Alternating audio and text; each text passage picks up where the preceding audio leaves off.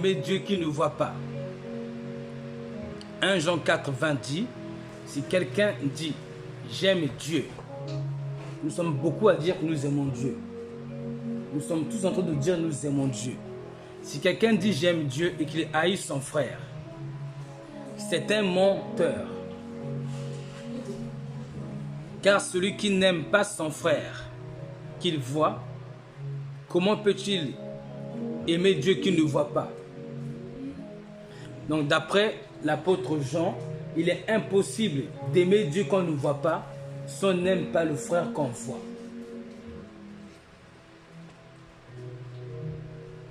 La question est, est-ce que nous aimons le frère que nous voyons ou la sœur que nous voyons? Parce que ne pas aimer le frère ou la sœur que nous voyons rend directement témoignage à Satan, à Dieu, que nous n'aimons pas Dieu, que nous prions, que nous chantons, que nous louons. Ne pas considérer ou accorder du prix à l'autre que nous voyons, c'est directement le mépris de Dieu qui a créé cet homme à son image.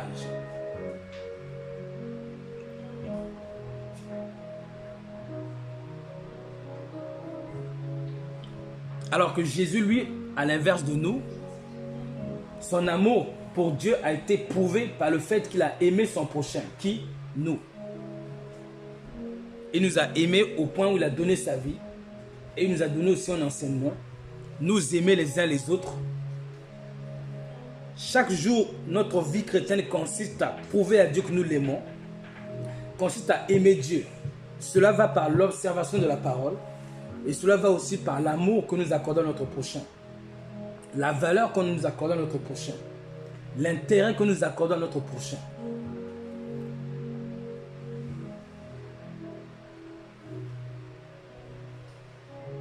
Nous devons apprendre à regarder l'autre comme étant une valeur sûre. On doit apprendre à regarder l'autre avec les yeux de Dieu parce que Dieu l'aime. Qu'il fasse le bien ou pas, le mal ou pas, Dieu l'aime. Il est créé à l'image de Dieu. Nous devons apprendre à l'aimer, à le regarder de cette façon-là.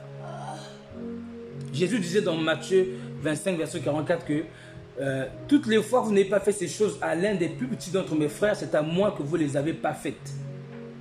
Donc ne pas aimer notre prochain, ne pas aimer un enfant de Dieu, Jésus attribue directement ce manque d'amour-là qui était censé être à notre prochain. Jésus se l'attribue à lui-même. Jésus dit c'est lui que nous n'aimons pas quand nous n'aimons pas l'autre. Or, aimer c'est profond. Aimer c'est écouter. Aimer c'est accorder du temps à l'autre. Aimer c'est prendre soin. Écouter les désirs de l'autre.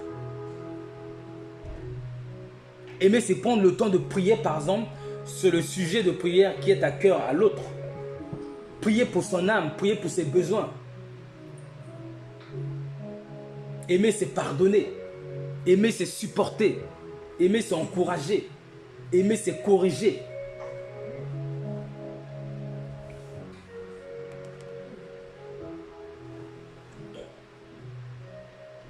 Nous ne sommes pas des chrétiens pour chercher à ce que l'autre nous aime.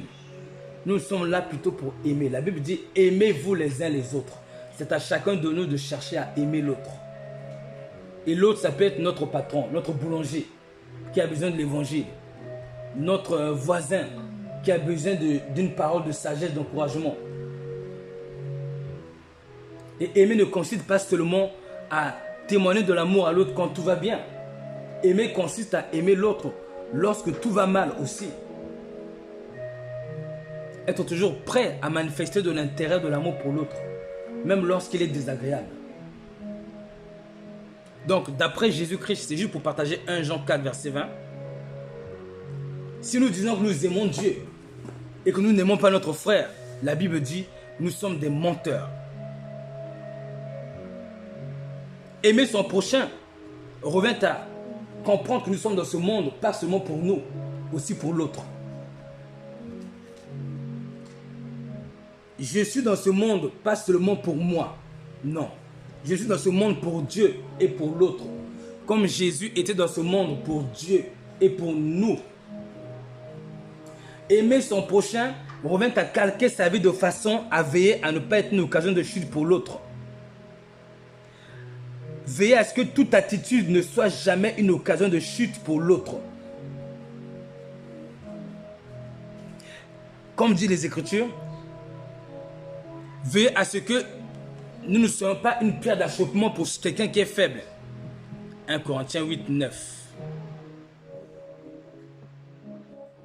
Il dit, prenez garde toutefois que votre liberté ne devienne une pierre d'achoppement pour les faibles. C'est-à-dire, considérons l'intérêt de celui qui est faible. Parce qu'il est faible, alors à nous de veiller à ce que nous ne soyons pas une pierre d'achoppement. Comment? Mais mon langage. Si mon langage est un langage perverse, comment on dit ça?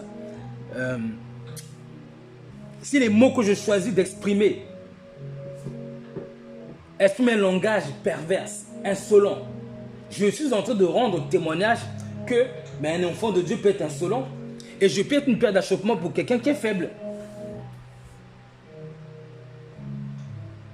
Si je suis là, par exemple, si je suis ici avec mon épouse et s'il m'arrive que je suis, par exemple, insolent envers mon épouse, je suis en train de rendre témoignage aux autres hommes qui sont ici que finalement, en fait, je suis une mauvaise lumière. Je peux les affecter. Ma conduite indisciplinée peut les affecter, de sorte qu'eux aussi reproduisent. Veuillez à ne rien faire qui soit une occasion de chute pour quelqu'un qui est faible. Veuillez à ce que mon attitude soit irréprochable, pour que l'autre puisse se calquer à travers moi. Mais si mon attitude est reprochable, les autres vont pouvoir calquer leur attitude par rapport à moi. Je prends un exemple. Je prends un exemple simple. Je connais une famille où une sœur, elle ne parle plus à sa famille. Elle ne parle plus à sa famille depuis plus de 5 ans. Maintenant, regardez ce qui se passe quand il y a une dispute dans la famille. Ceux qui se disputent disent tout de suite, moi je vais faire comme elle, je vais partir moi aussi. Vous avez vu? Dès qu'il y a un problème, on se dit, moi, si c'est comme ça, je vais partir d'ici. Pourquoi? Parce qu'on a vu reproduire une mauvaise chose dans la famille. Et nous sommes en train de quoi? Essayer de reproduire cette mauvaise chose qu'on a vue. En fait, si on n'avait jamais vu ça, jamais on n'aurait sorti de notre bouche, moi aussi, je vais partir d'ici. Regardez comment les choses peuvent se gangréner. Moi aussi au travail, j'ai ma collègue de fois qui, quand elle déballe les ingrédients, les cartons, elle les laisse dans une pièce qu'il ne faut pas. Et je ne le fais jamais. Mais un jour, avec l'empressement, je me suis retrouvé en train de faire la même chose. Je me suis dit, mais tu es en train de reproduire ce que tu reprochais à l'autre là. À force de l'avoir vu, je me suis mis en train de le reproduire, vous voyez. Donc, aimer son prochain consiste à quoi? À avoir une bonne attitude, de peur que, s'il y a une mauvaise attitude, les autres puissent copier cette mauvaise attitude aussi. J'essaie de faire le lien entre l'amour et la consécration. Les conséquences d'un manque de consécration peuvent amener à ce que finalement, les autres qui vont me regarder auront un mauvais témoignage de ma vie et vont le reproduire parce qu'ils ont vu. Oui.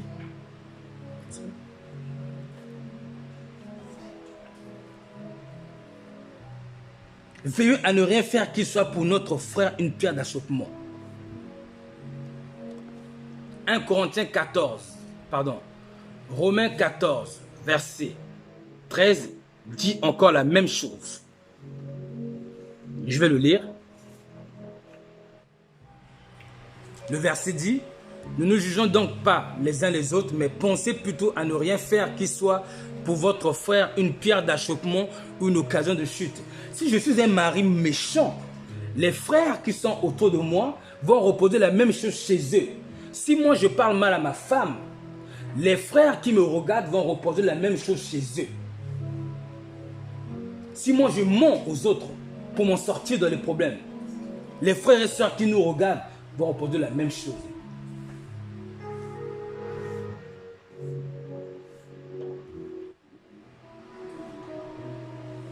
Si moi je ne mets pas en pratique la parole, les frères et sœurs qui me regardent vont reposer la même chose.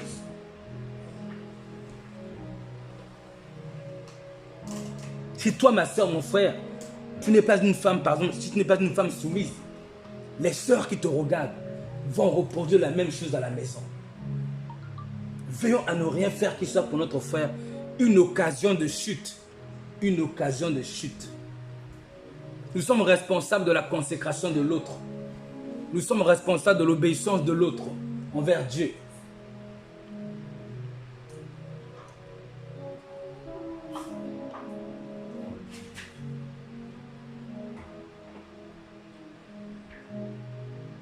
verset 21 de Romains 14, il dit encore, il est bien de ne pas manger de viande, de ne pas boire de vin et de s'abstenir de ce qui peut être pour ton frère une occasion de chute, de scandale ou de faiblesse.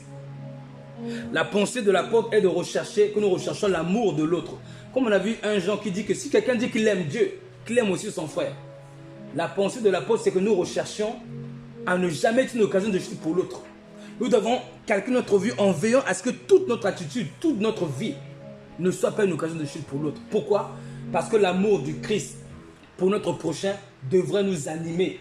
De telle sorte que ces versets-là, on va les calquer dans notre habitude, dans nos vies. Tout ce que nous allons prendre conscience qui peut être une occasion de chute pour l'autre, si nous sommes des enfants de Dieu, on doit s'en détourner. Tout. Si Dieu nous rend témoignage que ça peut rendre un mauvais témoignage. Si nous sommes de véritables enfants de Dieu, sans même qu'on nous le dise, on doit se repentir.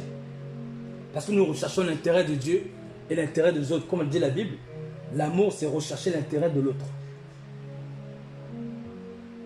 Donc, c'était juste une courte exhortation pour nous encourager toujours à garder le réflexe de l'amour. Pourquoi? Parce que les temps difficiles viendront où la Bible dit que la charité du plus grand nombre se refroidira. La charité du plus grand nombre va se refroidir. Mais la Bible dit que celui qui persévérera sera sauvé. Persévérer à quoi? À aimer. Je pense que nous devons cultiver ou nourrir notre amour pour Dieu, pour notre prochain, de peur que pendant les temps difficiles, notre amour se refroidisse et que nous ne soyons plus capables d'aimer les autres sous prétexte que des temps difficiles sont arrivés. Je connais un frère qui est revenu de loin. Il est revenu de loin. Il a travaillé pendant 6 mois. Au lieu de rentrer chez lui, non, mais il y a des gens qui occupent sa maison. Il n'est même pas chez lui. Il est obligé de dormir chez d'autres personnes parce que il y a un autre frère qui est venu avec sa femme qui est parti vivre chez lui.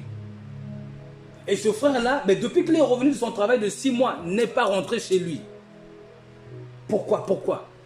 Parce qu'il accorde du prix aux besoins de son frère là, qui avait besoin de l'appartement avec son épouse. Donc c'est juste pour nous encourager à ne pas perdre ces réflexes d'amour, à nous aimer, à nous aimer, à nous aimer. Car, comme dit 1 Jean 4,20, si quelqu'un dit qu'il aime Dieu, il doit aussi aimer son frère, sans quoi c'est un menteur. Et l'amour est un muscle qui se nourrit. On le nourrit, le muscle de l'amour. Si on ne nous nourrit pas, il s'affaiblit. Alléluia.